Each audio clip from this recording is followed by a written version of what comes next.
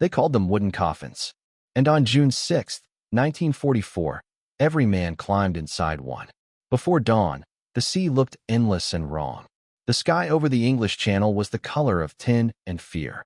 You could smell it: salt, oil, diesel, and vomit. The air itself felt like metal. Rows of gray landing craft, Higgins LCVPs, bucked against the waves, each packed tight with 30 men who pretended they weren't scared. From above, the armada looked like a swarm of beetles crawling east. From inside the boats, it looked like a mistake someone had forgotten to cancel. The hulls were thin plywood bolted to a steel ramp that rattled like loose teeth. The Navy called them landing craft, vehicle, personnel. The soldiers called them something simpler: coffins. Private Jack Hutchinson, 29th Division, Iowa, held his rifle tight against his chest, as if the weapon could steady his heartbeat. Beside him, a kid from Texas stared at the floorboards, whispering the same line over and over: "We're really doing this." Someone near the stern laughed too loud, not because anything was funny, but because it wasn't. "You're kidding me," a corporal muttered. "We're crossing the channel in that." The coxswain, a Navy man who looked 50 but was probably 30, spat into the water and said, "You'll love it. Rides like a dream if you don't mind dying wet." When the engines throttled up, conversation died.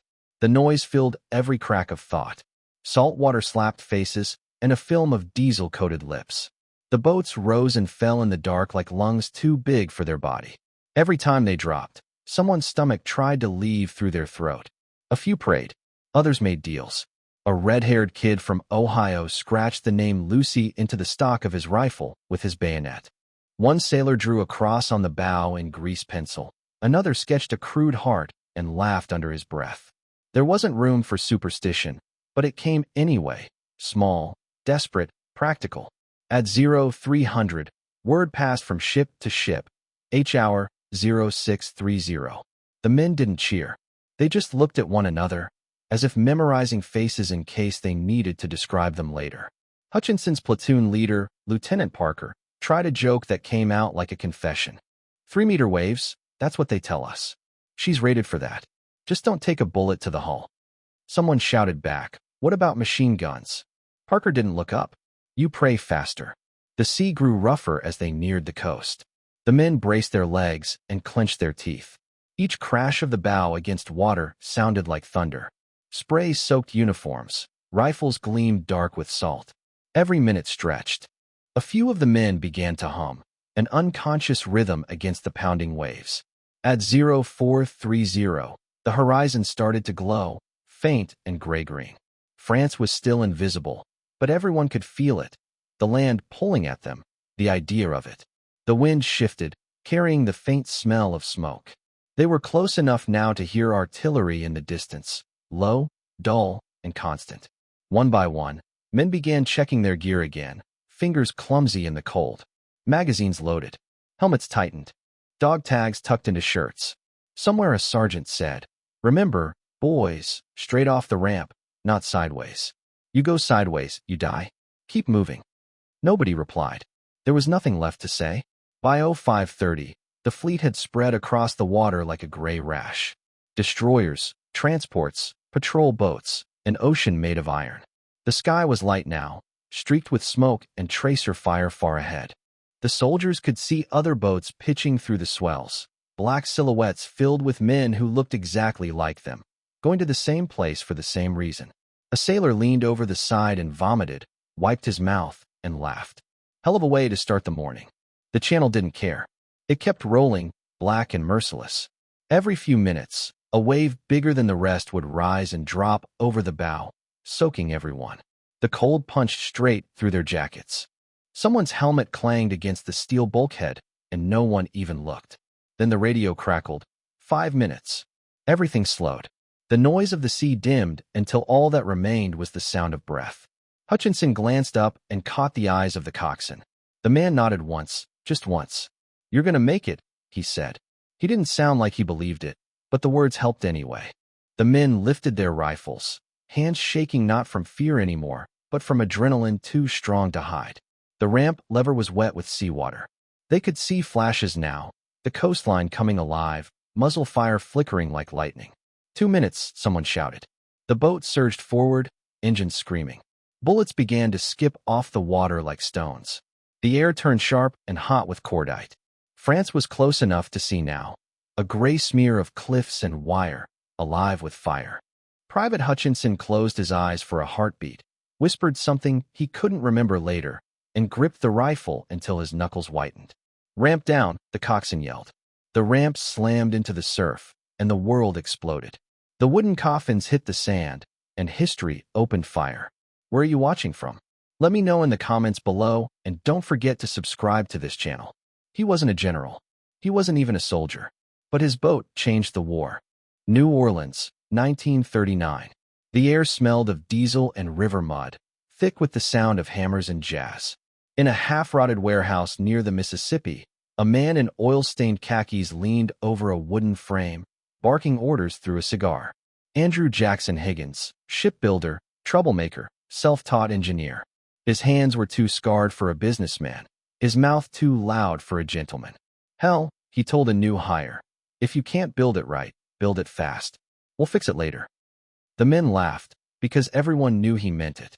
Higgins Industries wasn't like the naval yards back east.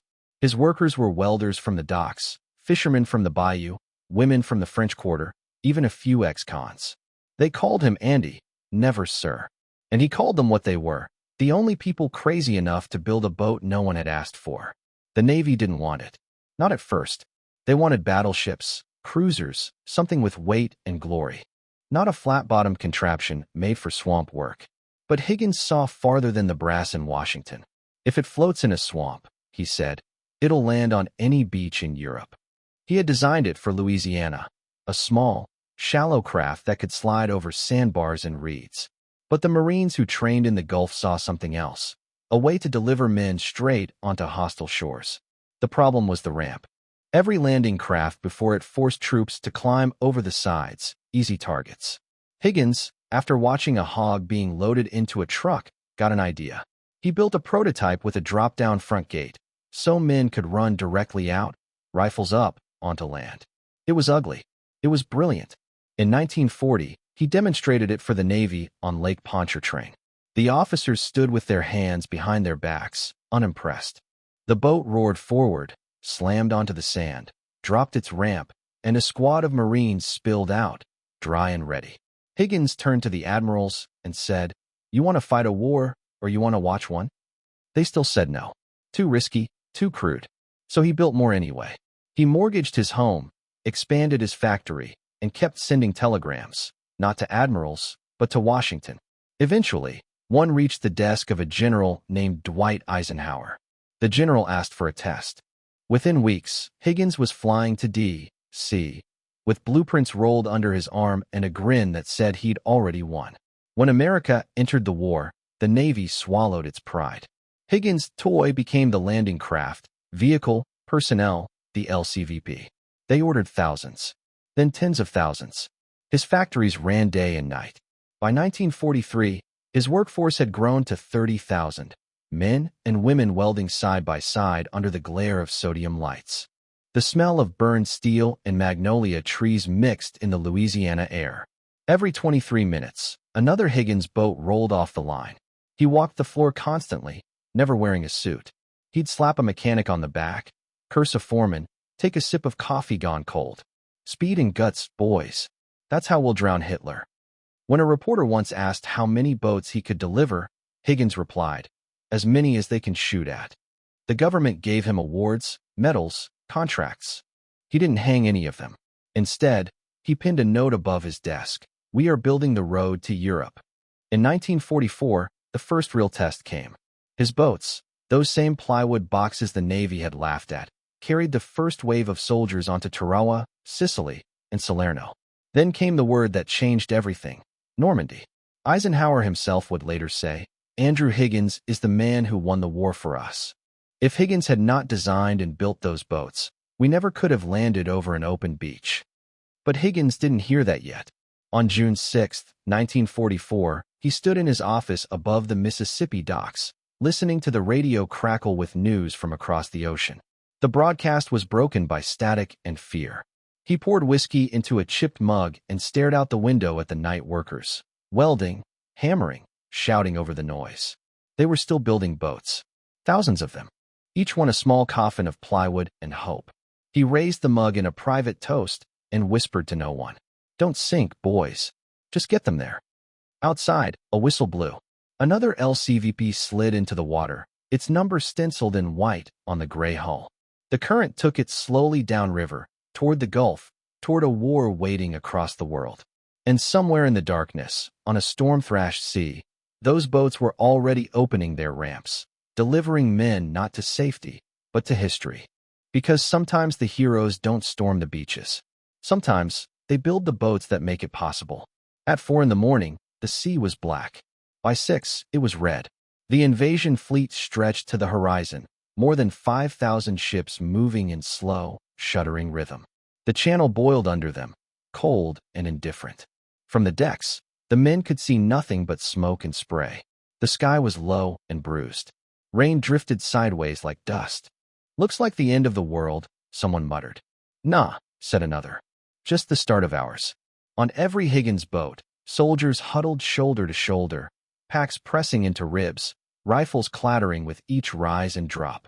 They were farmers, welders, students, men from Iowa, Texas, Pennsylvania, now reduced to the same smell of salt and fear. The sea was rough enough to remind them how fragile wood could be.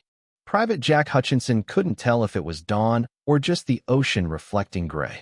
He wiped his face with a trembling hand and glanced over the gunwale. All he could see were waves and other boats, hundreds of them, identical, anonymous, doomed. The engines roared, and the whole fleet began to move in formation, like an army of ghosts drifting toward land. The officers had told them, "By breakfast, you'll be in France." But no one had said what breakfast would look like. Inside the LCVPs, the noise was unbearable. The Higgins boats were never meant for comfort.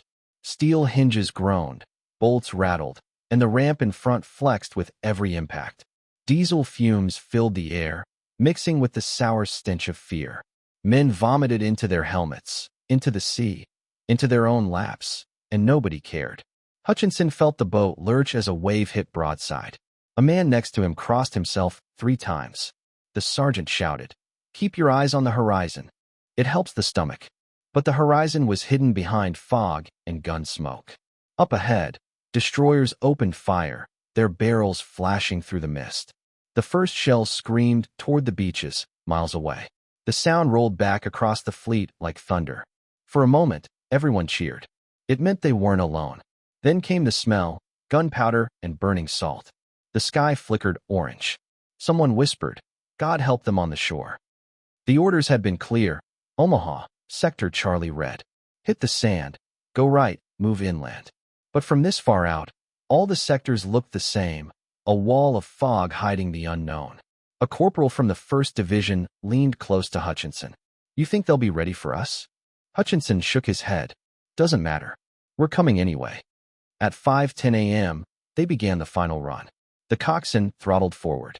The Higgins boat slammed through the chop, its flat bottom skidding over each wave. Bullets already stitched the water ahead, long silver trails skipping across the surface. "They see us," someone shouted. Tracer fire arced overhead. The first LCVP in the line exploded when a mortar found it.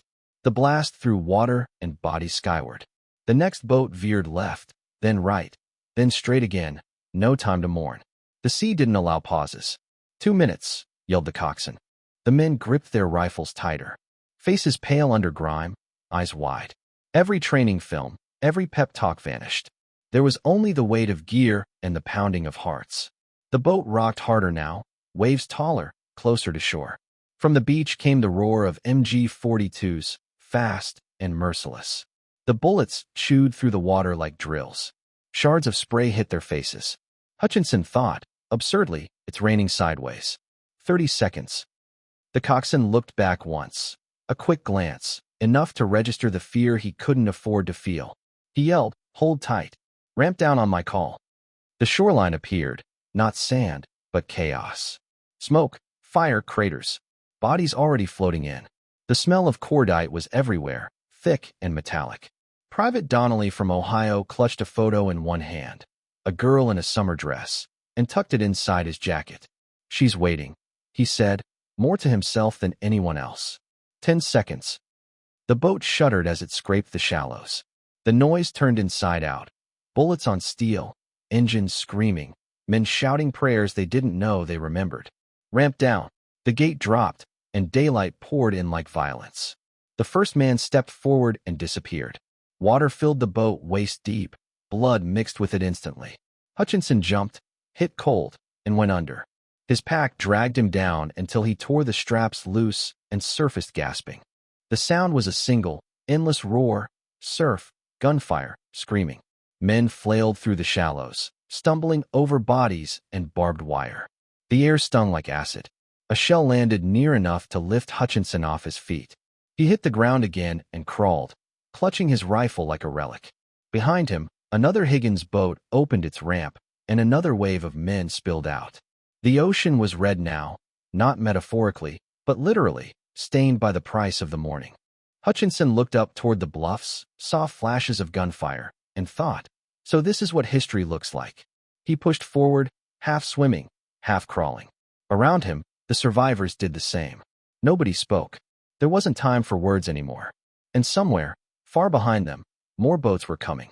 Hundreds more. Wooden coffins packed with the living. The sea kept delivering them, one after another, as if determined to prove that plywood and courage could invade a continent. The ramp dropped, and hell rushed in. It wasn't war anymore. It was weather, a storm made of metal, noise, and terror. The first Higgins boat slammed into the shallows of Omaha Beach just after 6:30 a.m. The sea hissed like it was alive. Machine guns tore through the air with the dry rhythm of typewriters from hell. The ramps fell open, and the men inside stepped into eternity. From 32 boats in the first wave, barely 11 made it close enough to touch land. The rest were shredded in the surf, caught by crossfire from the cliffs. MG-42s spat 1,200 rounds a minute, more bullets than seconds. Men sank before they ever saw France. One survivor wrote later. Private Hutchinson felt the water punch his chest like a fist. His pack dragged him under. The sound of the world turned into bubbles and screams. He kicked free, surfaced, and gasped. The air itself felt sharp, burned by gunpowder. Around him floated helmets, rifles, faces. He didn't know who was alive until they started crawling toward the beach. A man next to him shouted, "Get to cover," and was cut in half before the words finished. Another, already bleeding, tried to pull a buddy up by the straps of his gear, yelling, "Breathe, damn it." The sea just took them both. From the ramp of one Higgins boat, the coxswain shouted over the chaos, "Go, go, go." His craft had been hit twice, wood splintered and smoking, but he refused to back off. He turned the wheel, circling back through the fire to pick up survivors. When a shell tore through his side, he kept going until the engine died. Later, one of the Marines who saw it wrote, "I heard wood cracking like bones." Those boats had always looked fragile, plywood shells bolted with steel. But in that moment, they were the only bridge between sea and sand, between terror and purpose. Every few seconds, another one hit the beach. Some disintegrated on impact, others stuck fast and became shields for the men who followed. The sound never stopped. Bullets hissed through water, snapped against helmets, punched holes through ribs. The beach turned into a slaughterhouse of motion, men crawling, dragging, dying. Hutchinson found himself behind a metal obstacle shaped like a cross. He pressed his face into the wet sand, feeling each impact tremble through the ground. A sergeant shouted orders that no one could hear. When the man stood to point toward the bluff, a bullet took him clean through the throat. The tide kept rising. Bodies drifted back and forth like offerings. In the distance, a tank half buried in water fired blindly at the cliffs until its barrel jammed. Smoke rolled down from the hills, covering everything in a sickly gray. And still the boats kept coming. Each Higgins craft was numbered, painted dull gray, the same color as despair. Yet each carried 30 more souls who refused to stop. Crews steered through wreckage and corpses, their propellers chopping through waves thick with oil. The coxswains shouted encouragements that were drowned by explosions. The smell of diesel and blood became one thing. One sailor, no name recorded, turned his boat back 3 times under fire. The last time, the engine caught fire, and he jumped into the surf, swimming toward a soldier who couldn't move. Witnesses said he reached him, lifted him halfway out of the water, and then both vanished when a shell hit. The beach began to resemble a junkyard. Burned boats listed sideways. Others smoldered where they'd wedged against obstacles. Planks floated everywhere, pieces of plywood that had once been someone's lifeline. The men used them as cover, as rafts, as desperate armor. A medic crawled from one wreck to another, dragging morphine packs and muttering the Lord's Prayer between breaths. He stopped beside a shattered Higgins hull and found a man still alive beneath it, whispering something he couldn't hear. When he leaned closer, the soldier said, "Don't let them take the boat. She got us here." By mid-morning, the tide had carried the dead into neat rows without permission. Commanders on the ships watched through binoculars and didn't know what to call what they were seeing. It wasn't battle. It was sacrifice rendered in real time. And yet, amid the fire, something shifted. Small groups began to move forward, crawling, inching, throwing grenades into gun nests, one hill at a time. Each step cost blood. But each step came because those flimsy boats had done the impossible. They delivered an army straight into hell. When Hutchinson finally reached the base of the cliffs, he turned back once. The sea behind him looked like it was burning. Higgins' boats, torn, half-submerged, riddled with holes, still floated, still tried to land. The sight made no sense. It also made victory possible. In his field diary, recovered later, a single line stood out under mud and seawater stains. The boats never stopped coming. And that's what saved them. Not armor, not luck, not even strategy. Just plywood, engines, and men who refused to quit steering toward fire. They called them wooden coffins. But that morning, they were lifeboats of history, delivering humanity straight through the gates of hell. By noon, the sea turned calm, but only because there was no one left to fight it. The morning storm of fire had slowed to a grim rhythm. Smoke drifted in sheets over the beaches of Normandy, the color of ash and rain. The waves, once boiling with landing craft, now moved with a strange patience, rocking against wreckage and the dead. Helmets floated like black petals. Rifles stuck upright in the sand like gravestones. The survivors of the first waves lay pressed against the base of the cliffs, faces black with smoke, eyes hollow.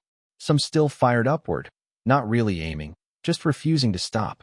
Others crawled between the bodies, whispering names, dragging ammunition, or just staring at the horizon as if the sea might take them back. Hutchinson's hands were raw, blistered from salt and stone. His uniform clung to him like another skin. When he finally looked up, he saw a squad pushing forward, one grenade at a time, toward a pillbox carved into the rock. The sergeant, a man with no helmet and half a sleeve, crawled forward and shouted, "Cover me," before tossing a grenade into the dark mouth of the bunker. A flash, a roar, then silence. For the first time that day, it was the kind of silence that meant victory.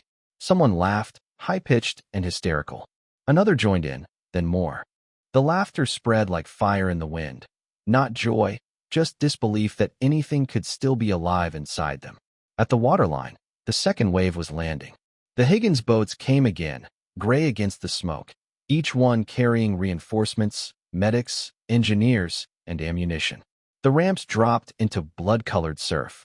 Men ran out, slipping, falling, rising again. They came back, Hutchinson would write later, over and over, like ghosts out of the smoke. The coxswains guided their battered boats through debris that had once been an army. They dodged burning hulks, pulled survivors from the surf, and kept running supplies to the beach. Some had been hit 3 or 4 times already. One LCVP, half full of holes, limped in with its bilge pumps roaring, its helmsman shouting, "One more run." The tide began to turn, literally and figuratively.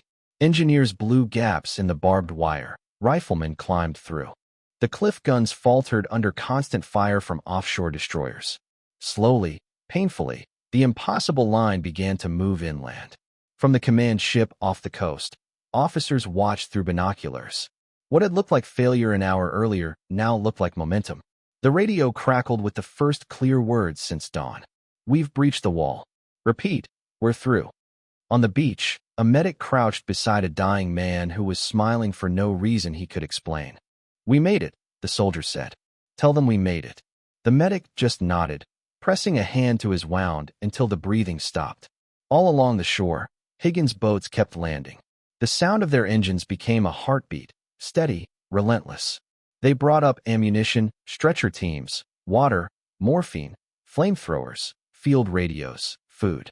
They carried out the wounded, the exhausted, and the dead. Their hulls were pocked with holes and soaked in diesel and blood, but they kept coming. By mid-afternoon, the tide was littered with everything an invasion needed and everything it had cost: crates of bullets, ration tins, shoes, pieces of uniform, and faces that would never see home again. Above it all, the wind carried the smell of oil and victory. When the German positions finally began to fall silent, the men on the beach didn't cheer right away. They just looked around at what was left, at the wrecked Higgins boats lying half buried in the sand, at the water that had turned from red back to blue. One of the engineers lit a cigarette with trembling hands and said, "We built a bridge made of boats and bodies." Another replied quietly, "Then let's make sure it holds." By nightfall, 156,000 Allied troops were on French soil. A continent had begun to turn, and yet, most of them never knew the name of the man who had made it possible. They never met Andrew Higgins, the builder from New Orleans whose wooden coffins had carried them through fire and into history. He wasn't on the beach that day. He didn't even carry a gun. But he had believed in an idea so simple it sounded impossible, that a piece of plywood and a good engine could deliver freedom. As dusk fell, the last returning Higgins boat limped out to sea, its hull shredded, its crew silent. Behind them, the beach they'd fed with blood was now crawling with life. Tents going up, stretchers laid out, flags rising in the wind. One sailor looked back toward the shore and said softly, "We left half our souls in that sand." The coxswain nodded, keeping his eyes forward. "Yeah," he said, "but the rest of us brought back the world." The tide washed over the hulls one last time, pulling them gently back toward the deep, those wooden coffins that had done the impossible. When Eisenhower was asked who won the war, he said, "Higgins did." But Andrew Jackson Higgins never fired a shot. His war was fought under fluorescent lights and factory roofs, with blueprints instead of maps, with welders and carpenters instead of soldiers. New Orleans, 1944. The city never slept anymore. The river smelled of oil, steel dust, and magnolias struggling to bloom against the smoke. At the edge of the Mississippi, the Higgins Industries shipyards pulsed like living things, sparks flying, hammers ringing, voices shouting over the roar of engines. The war was half a world away, but here, it felt closer than anywhere. Higgins walked the floor every night. No tie, sleeves rolled up, cigar in his teeth, clipboard under his arm. His hair was gray now, but his eyes were still restless, full of fight. He wasn't building boats anymore. He was building time itself. Every hour meant another craft, another chance for someone's son to live through the landing. He used to joke, "I fight my war with a stopwatch." But it wasn't really a joke. There were problems he couldn't outwork, shortages of wood, of steel, of labor. Washington buried him in forms, audits, inspections. Admirals complained about cost overruns. Senators questioned his temper. But no one could question his results. By the end of 1944, his factories had produced over 23,000 LCVPs, more than any other shipyard in the world. He fought his war in the factory. The work never stopped. The assembly line ran 24 hours a day, 7 days a week. When the sirens sounded shift changes, the streets outside filled with men and women in grease-stained uniforms. At midnight, the air still throbbed with the rhythm of industry, welders' torches flickering against the dark like lightning trapped in cages. What made Higgins different wasn't just the speed. It was who he hired. He didn't care about color or gender, only competence. Black welders from Louisiana, white machinists from Ohio, Cajun carpenters, women from the French Quarter, they worked side by side, earning the same pay for the same job. When Washington warned him about mixing races, he wrote back, "I'm mixing patriots." One worker, a young woman named Lillian Price, later recalled, "In a way, we were fighting Hitler by proving him wrong, right there in Louisiana." The factory floor became its own front line. The roar of engines replaced artillery. Burned hands, smoke in the lungs, 12-hour shifts. Their casualties were exhaustion, not bullets. But the purpose was the same. Every plank of wood nailed, every engine tested, was a small act of defiance against tyranny. Higgins was never satisfied. He timed his workers with a stopwatch, scolded engineers for wasting bolts, and refused to take vacations. When the Navy requested 30 boats a week, he promised 50 and delivered 53. He demanded the impossible because the war demanded it of him. Once, during an inspection, a naval officer remarked that the boats looked too crude for combat. Higgins snapped, "They're not going to a dance, they're going to a damn war." He knew what the boats were: plywood coffins, fast, cheap, built to die so men could live. And still he pushed for more.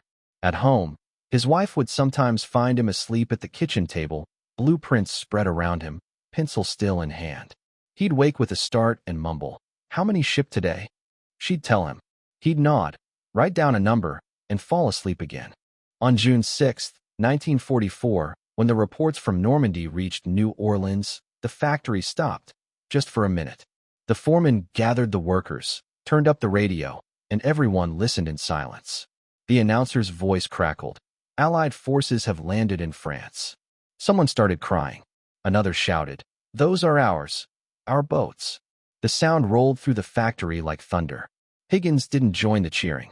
He walked outside alone and looked at the river. The water reflected the glow of the city, restless and endless, carrying invisible echoes from across the ocean. He lit a cigar and said quietly, "Get back to work," because he knew the war wasn't over. Thousands of boats would still be needed for supplies, rescues, evacuations. Each one mattered. By 1945, the Allies were advancing across Europe, and Higgins' name had become legend among soldiers who never met him. They called his craft the boats that won the war. Eisenhower himself said it plainly. If Higgins had not designed and built those boats, we never could have landed over an open beach. He is the man who won the war for us. Higgins read that quote once, in a newspaper folded on his desk. He didn't frame it. He just circled the word boats and muttered, "They did the winning, not me." When victory finally came, the orders stopped. Factories slowed, then fell silent. The welders went home. The torches went dark. Higgins stood in the empty warehouse and listened to the ghosts of his machines, the hum that had carried freedom across the world. He didn't know it yet, but his name would fade, just like the boats he built. For now, he just picked up a splinter of wood from the floor, turned it in his hand, and said softly, "Not bad for a toy." They called them wooden coffins. But those coffins carried freedom. Now, the beaches are quiet. The wind moves across the dunes of Normandy, whispering through grass that grows where men once crawled through fire. The tide rolls in and out, steady, timeless, washing over fragments of history, a rusted helmet, a bullet casing, a piece of wood worn smooth by the sea. Every storm still uncovers something new. A nail, a hinge, a shattered plank stamped with a faded number, LCVP. What remains of the Higgins boats lies buried in the sand or half sunk in the tide pools, their plywood turned to salt and memory. An old fisherman near Vierville once said that after heavy rain, the ocean spits up ghosts. Sometimes he'd find the curve of a hull, the edge of a ramp, blackened by age but unmistakable. "They built those from wood," he said, "but they float in time better than steel." In the decades after the war, the world rebuilt itself and forgot how fragile victory had been. The soldiers who lived carried the memory quietly, like a scar under their shirts. When asked, they would smile, shake their heads, and say, "You had to be there." But in rare moments, on anniversaries, in interviews, over a drink, their voices softened. "Every time I smell salt and diesel," one veteran said, "I hear that ramp slam open again." For many, the sound never left. It lived somewhere deep inside them, the metallic thunder of courage meeting terror, the split second between obedience and survival. At one memorial gathering, a gray-haired man arrived with a small, rectangular piece of wood wrapped in cloth. He held it up for the crowd. "This," he said, "was my ticket to hell and back." It was a splinter from his Higgins boat, carved into a makeshift keepsake the day after D-Day. He had kept it on his desk for 50 years. Someone asked him why. He thought for a long moment, then replied, "Because I owe my life to something that was never supposed to last." He smiled faintly, running his thumb along the grain. "You see," he said, "we all thought we'd die in those boats. But somehow, they carried us. The water was full of fire and men screaming. But those planks, they just kept floating." It wasn't much, but it was enough. That's all you ever really need, something that floats. The veterans who survived the beaches aged, faded, and finally disappeared. Their stories became books, their faces bronze statues. But the boats, the plywood miracles that carried them, slipped quietly into the background of history. No one wrote songs about them. They weren't beautiful, or heroic, or even built to survive. They were tools, and then they were gone. Yet, for a brief moment in 1944, they were the most important machines on Earth. Each one was a bridge between continents, between fear and faith. They turned ordinary men into invaders, into liberators, into witnesses of history. In museums now, a few Higgins boats still exist. Their paint is chipped, their metal eaten by rust, their wood dark and cracked.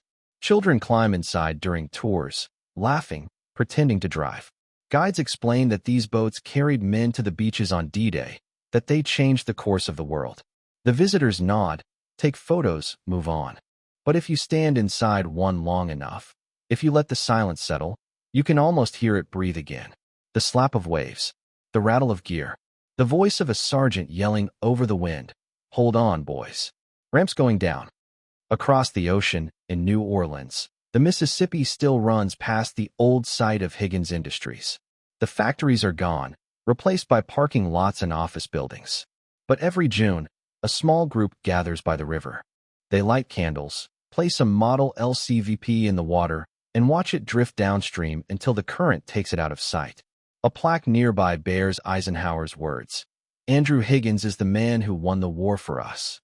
Most people walking by don't stop to read, but those who do tend to stay a while. The river, after all, looks a lot like the Channel, brown, restless, eternal.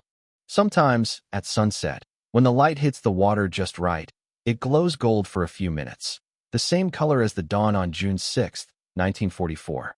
If you close your eyes, you can almost imagine them again. Hundreds of wooden boats heading east, engines roaring, hearts pounding, the weight of history inside each fragile hull. The legacy isn't in the boats themselves, or even in the battles they carried. It's in the proof that something built from the simplest materials, wood, steel, sweat, and belief, could carry the weight of freedom across an ocean. Somewhere, beneath the surf, the last pieces of Higgins' boats still rest. They've turned dark as the seabed, almost part of it now. But if you look closely at low tide, you might see a sliver of plywood jutting from the sand, a line too straight to be natural. It doesn't look like much, just a forgotten scrap of the past. But to the men who once trusted their lives to it, it was everything. Without those boats, there would have been no beachhead. Without the beachhead, no liberation. And without liberation, no victory. Wooden coffins, yes. But inside them, a generation's courage and the idea that faith in an impossible design could change the world. Because sometimes, victory isn't built from armor or firepower. Sometimes it's built from wood and belief strong enough to float.